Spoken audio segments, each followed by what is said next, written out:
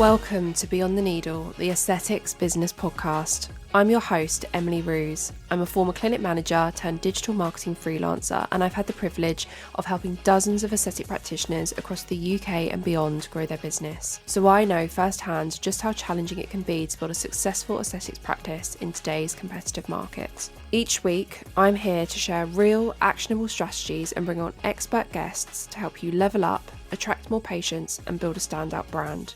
Let's turn your passion into a thriving business together.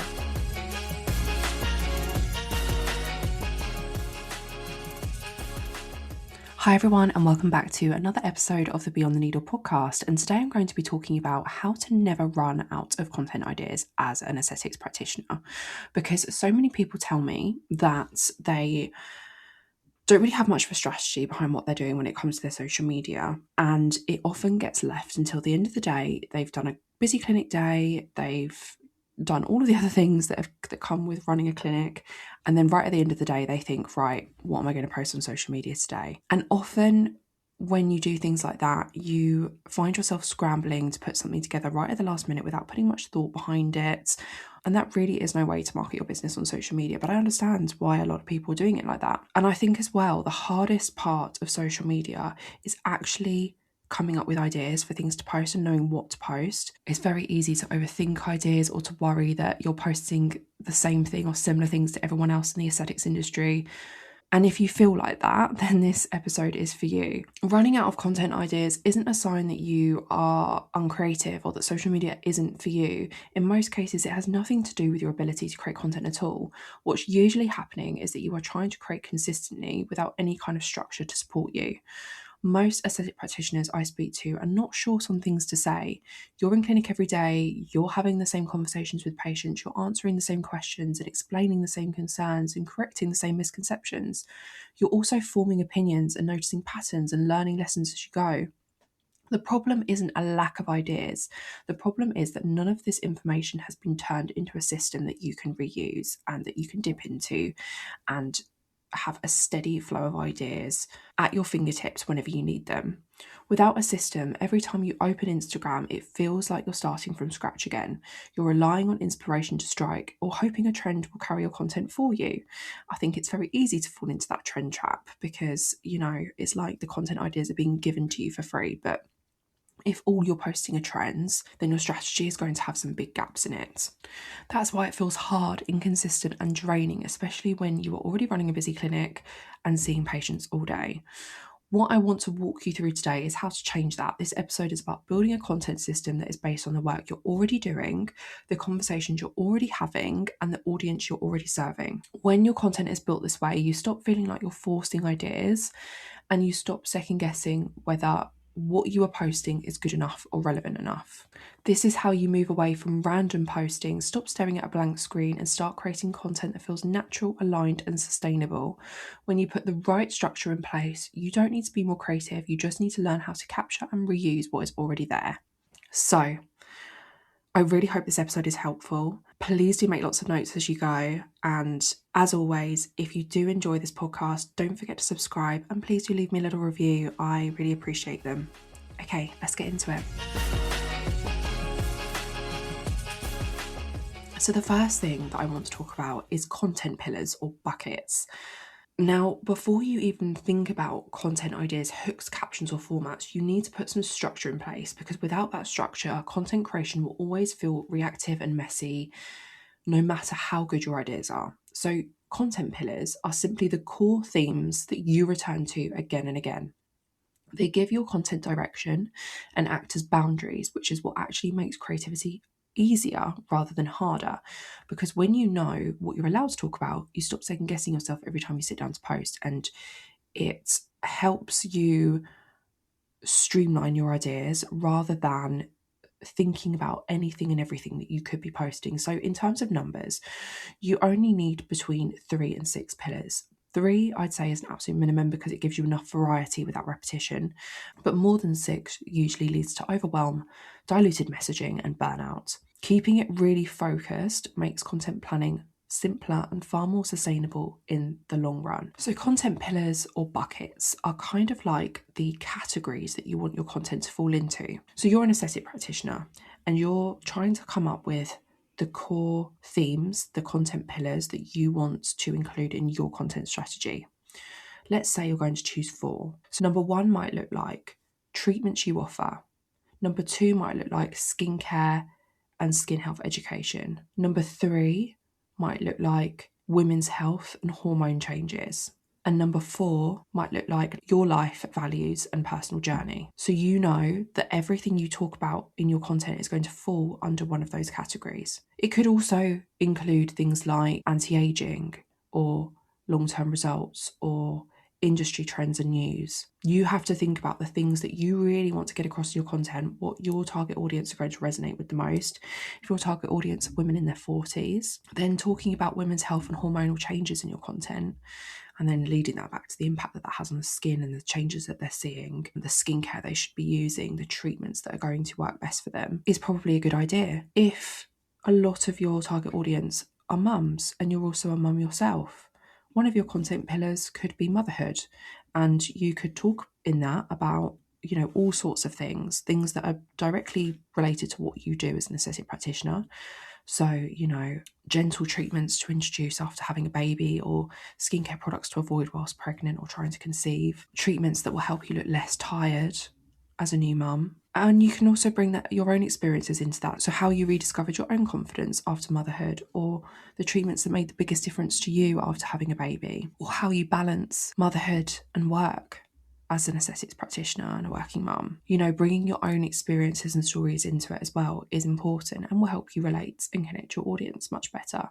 But what matters most here is not choosing pillars that sound impressive, but choosing pillars that genuinely connect to your audience. Your pillars should not just reflect what you do for a living, they should reflect who your patients are, what they care about, and what they are currently navigating in their own lives. So going back to that motherhood example, this doesn't mean turning your account into a parenting page. It just means acknowledging shared experiences, time pressures, body changes, confidence shifts, and the mental load that comes with that stage of life. That kind of content builds trust because it shows understanding, and it shows that you're human and that you relate to them, and they're going to be able to connect with you on that deeper level. And that's going to help you to stand out from other people who they might be looking at, other aesthetic practitioners and clinics in your area that they might also, you know, be exploring.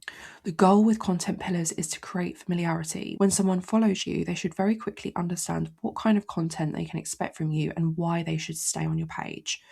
Pillars make your message clearer and help your audience feel grounded rather than confused. So have a think about what you want your content pillars or buckets to be. Write down, you know, like I say, between 3 and 6, and they are going to be the overarching themes of your content strategy. And then when it comes to creating content, you will write down lots of subtopics under each of those buckets or pillars, whatever you wish to call them, and that will help you come up with ideas for your content far more easily than thinking about the world of aesthetics and skincare and your personal life as a whole, because that is too broad. Keeping your content categorized like this will help you figure out the direction that you want to go in with your content far easier. So the next thing that I want to talk about is building an inspiration system that you will actually use. So having a bank of content inspiration that you can dip in and out of as and when you're creating content is a huge game changer, because ideas are everywhere, but the problem is they rarely show up at a convenient time, like at 6 p.m. when you're trying to whack together a social media post after a busy clinic day.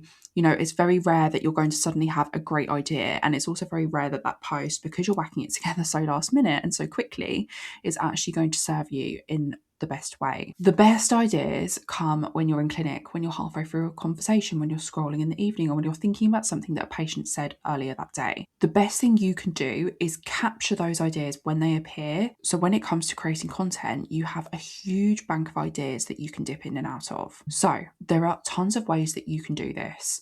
Start by creating saved folders on Instagram and TikTok, and add things that you see that you like the look of. Maybe you like the style of the hook, or maybe you like the topic. This isn't for you to copy the content, but it's to give you direction, because something about that piece of content made you stop scrolling. It held your attention, it got a reaction from you, or it made you want to save it. And there's usually a reason why. It might be the hook, it might be the way the idea is explained, the structure of the video, or the tone.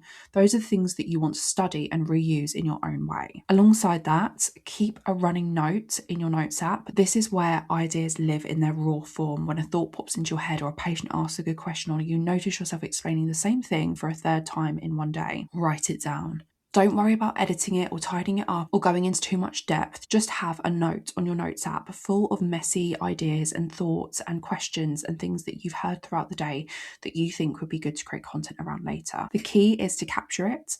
Organization comes later. Search is another tool most practitioners underuse. Use the Instagram and TikTok search bars intentionally instead of passive scrolling. So what you want to do here is type in keywords related to your work, related to the concerns that you treat, the treatments that you offer, such as jowls, profilo, sculpture, dark circles, menopause, marionette lines, crepey skin, all of those kinds of things. And you will quickly see what content that features those different keywords is performing well, what questions are being answered, and what formats are working. This tells you what people are actually interested in right now, not what you think they want. It will tell you the types of hooks for those different concerns and treatments are working, and give you topic ideas that you can apply to your own content. I find that it's also really helpful to look beyond the aesthetics industry here. So this is something that I don't think many people do at all, but some of the strongest hooks and formats come from other industries. So look at what the top creators are doing in fitness, in hair, in fashion, in wellness, in menopause, in counselling. There are so many different industries that you can explore here that will give you ideas that you can apply to your own content. Just a very quick example, I've just searched the keyword menopause in my Instagram search bar. Now here you can look at creators who come up when you search that keyword under the accounts section. You can look at reels, you can look at content in general. I've just clicked the first account that's come up, What the Menopause, and I've scrolled through her page to have a look at what content is performing well for her. And there's a hook here for a carousel post that she's created called, If I Could Tell My Younger Self One Thing About Perimenopause, It Would Be This. So that's a great hook that you could apply and make relevant to your own content. So you could use this hook and restructure it in a way that's relevant to you. For example, if I could tell my younger self one thing about skincare, it would be this. Or if I could tell my younger self one thing about aging, it would be this. So this is just a very quick example of how you can get inspired by other creators in different industries. And then another one, Dr. Naomi Potter. She did a post with the hook on the first slide of the carousel, Dry January, but not the one you're thinking of. Let's talk about vaginal dryness in perimenopause. Now you could recreate this, but talk about dry skin. So Dry January, but not the one you're thinking of. Let's talk about dry skin in winter and what to do about it. This is a really underestimated way to get content ideas. One of the best things you can do today is go and follow some top creators in different industries and let yourself be inspired by them and the content they're creating. Then there are tools like Answer the Public, which are really useful for seeing exactly what people are searching for on Google and the questions that they are asking around specific concerns or treatments. This is especially helpful for longer form educational content, blog posts on your website, carousels, that kind of thing, because it shows you the language people are already using in their own heads when they're searching and what they want to know about different treatments. So Answer the Public is a website. If you search for it on Google, it will come up and you can then type in different keywords to the search bar and see specifically what people are searching for to do with those keywords. And finally, one of the most effective and most overlooked strategies is simply asking your patients or asking your existing audience on Instagram. Ask people in consultations what they're confused about, what they wish they understood earlier, or what made them hesitate before booking. Ask on stories using question boxes or polls. Your patients and your audience will tell you exactly what content they want if you give them the opportunity to. Most of your best content ideas are already walking through your clinic door every day. So have conversations. And like I say, when people give you those little nuggets of information that you think are useful, write them down in your notes app to refer to when you're creating content. Okay, so the next thing I want to talk about is using opinion and experience to stand out. So educational content matters, especially in aesthetics, but education alone rarely makes someone choose you. Clear, correct information is expected, but what makes you memorable is your perspective, your opinions, your boundaries, and the way you see the industry after years of real work with real patients. So start by writing down some of the things that you disagree with in aesthetics, the advice you see repeated that makes you cringe, or, your absolute pet hates in the industry, things that are normalized but don't sit right with you, the trends that you refuse to follow and why. When you create content around these things, it tells your audience what you stand for and what kind of practitioner you are. And that kind of content can perform very well because typically you're going against the grain of what the rest of the industry is saying or what people are typically told. And people love to hear other people's opinions. So, for example, I've worked with a practitioner who really doesn't believe in hyaluronic acid as a skincare ingredient. I know a lot of people have differing opinions about this, but she made a reel talking about why hyaluronic acid is the most overhyped skincare ingredient, and that did very well. I've also had a client who's talked about why glass skin is the biggest lie in skincare, and that performed very well. I've had a client talk about what microneedling shouldn't look like, and as they were talking, pictures were popping up of people's faces covered in blood, which is what people often see or associate with microneedling when they're scrolling on Instagram, because we see that a lot, where there's a lot of blood on the surface of the skin. And they spoke about why they disagreed with this method, and that did very well. I've had clients talk about why tear trough filler is one treatment they would never do. Again, a little bit controversial because a lot of practitioners do offer tear trough filler and probably wouldn't agree with that statement, but that's why that type of content performs well, because you're kind of going against the grain of what people expect you to say as an aesthetics practitioner, and that catches people's attention and gets them to watch. And then it makes them think that you're a trusted expert because you're not just going to be selling them treatments for the sake of it. You actually care about what works and you have your own opinions and ethos and ways that you're happy to practice. So it makes you feel like more of a trusted expert in your audience's eyes.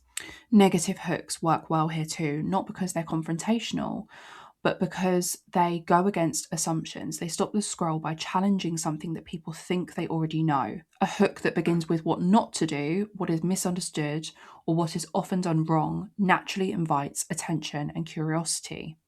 So just some examples of negative hooks. This could include, you've been lied to about ... The dark side of ... that no one talks about. So for example, the dark side of the aesthetics industry that no one talks about. Why aesthetic practitioners don't want you to know this. Most people fail at ... because of this one thing. The truth about ... Aesthetic practitioners never tell you this about ... or the skincare industry never tells you this about ...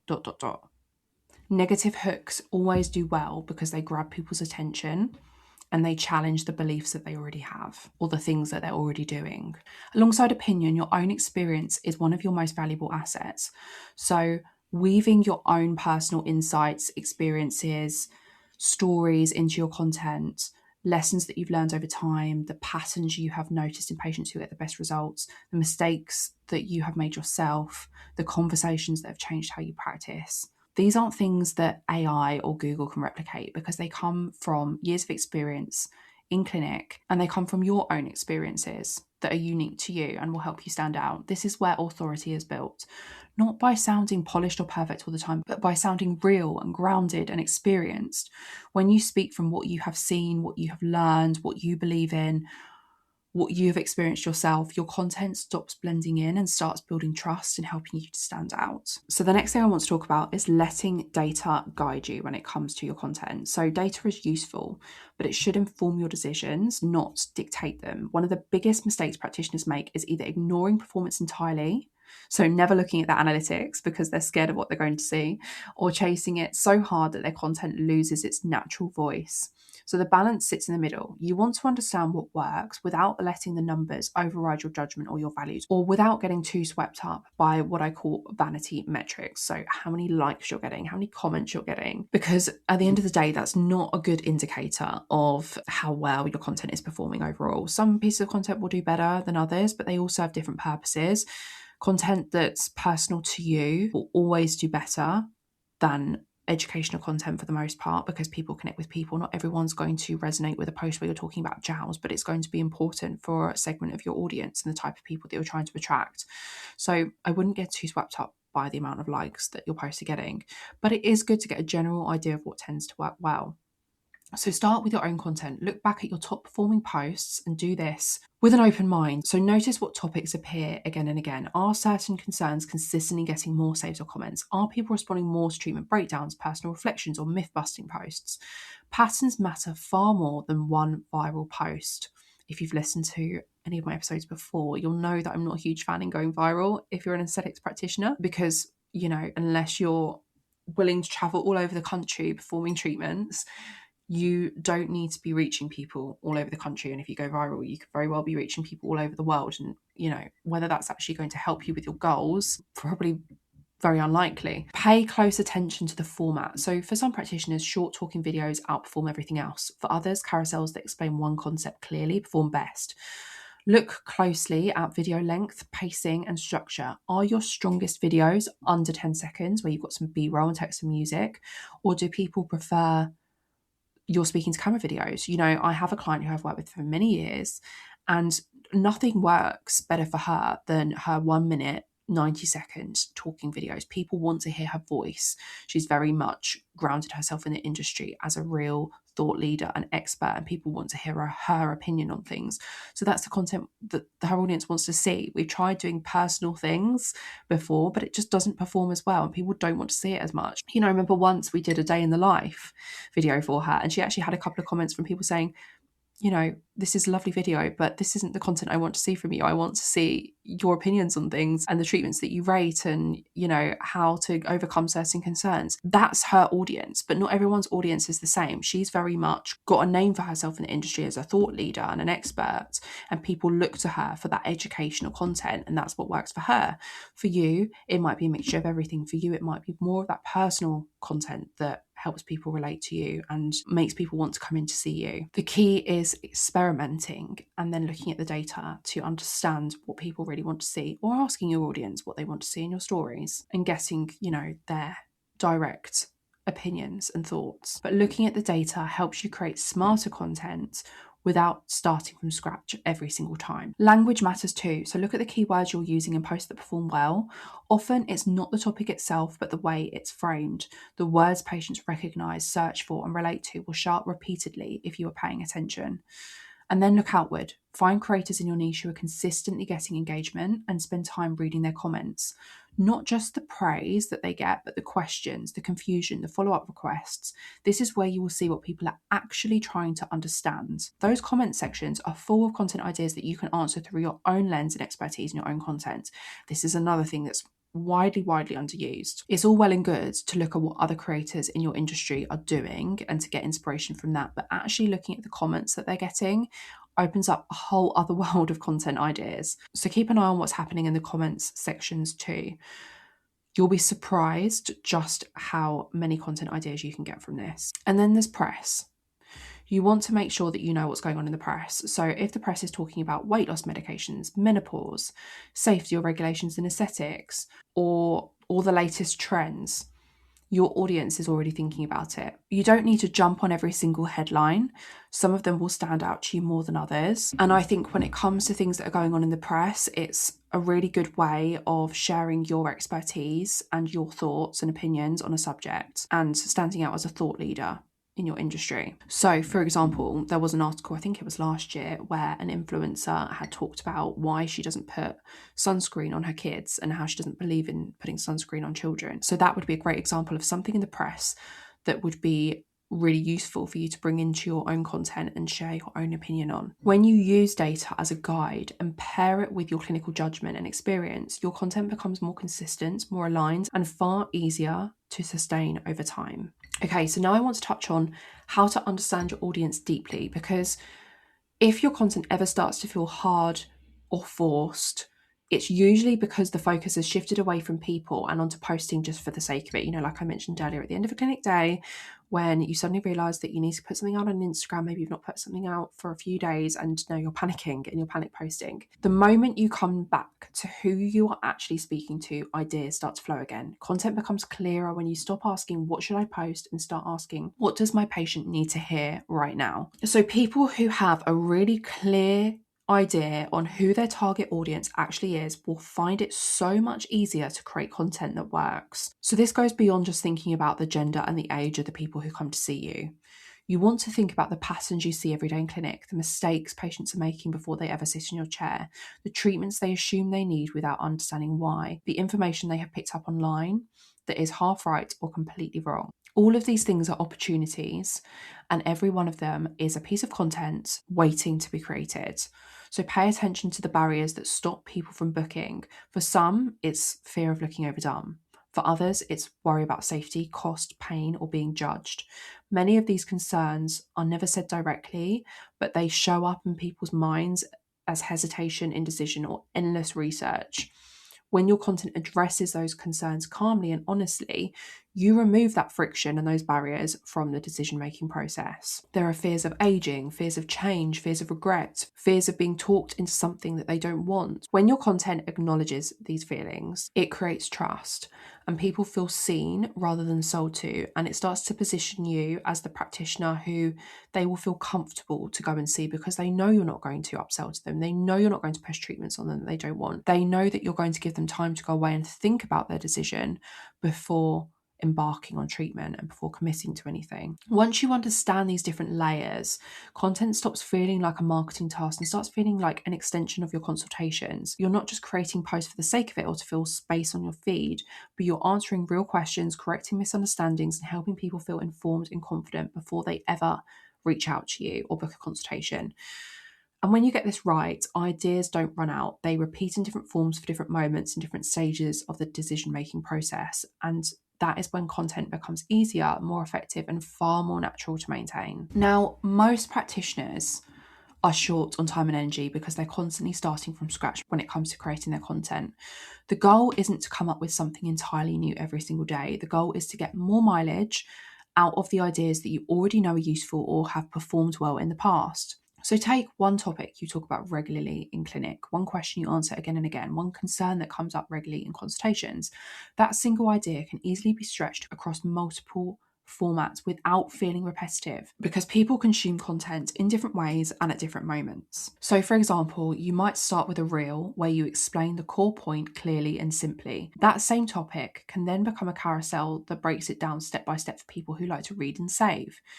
You can follow it up with stories where you share your own thoughts, a case example, or behind the scenes perspective. So you're taking one content idea and getting multiple pieces of content out of that idea. So for example, if you look through your data or you look through the posts that performed well and you see that people typically respond well to any content where you talk about jowls or lower face aging, you could create a reel talking about what causes jowls, mapping it out on your own face, marking up what's going on and visually demonstrating what's happening to this area as a really kind of top level educational piece of content.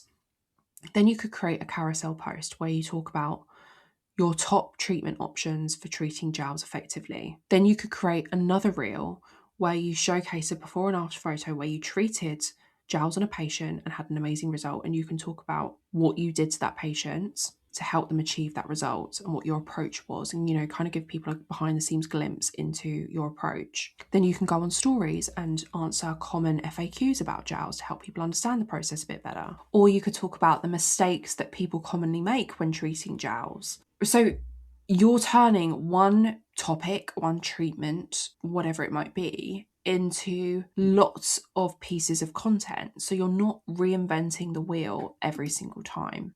So this approach does two things. It saves you time and it reinforces your message. And repetition isn't a bad thing. It's how people learn and it's how trust is built. Seeing the same idea explained in different ways makes it feel familiar and makes you feel to your audience like the go-to expert in that area. When you create content, every piece should have a clear purpose. It should either teach your audience something they didn't understand, share your perspective or experience in a way that builds connection, or solve a specific problem that is stopping someone from moving forwards. If a post doesn't do at least one of those things, it's not serving your audience effectively. It's just filling space on your grid for the sake of it.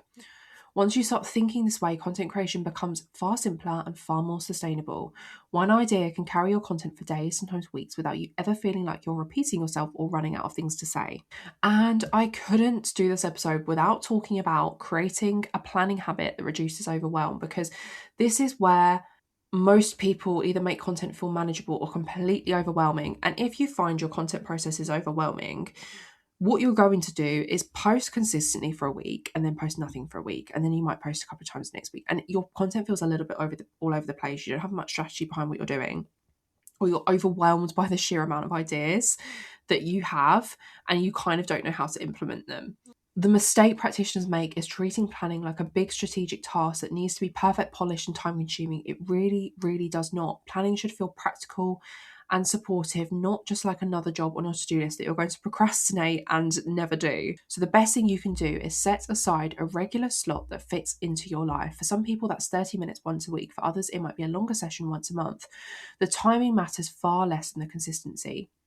When you sit down, start with a brain dump. Write down every idea that you've collected from those different areas. So look at your notes app, look at your saved content on Instagram and TikTok, search and answer the public and write down those key things people are searching for to do with those different concerns and treatments that you offer.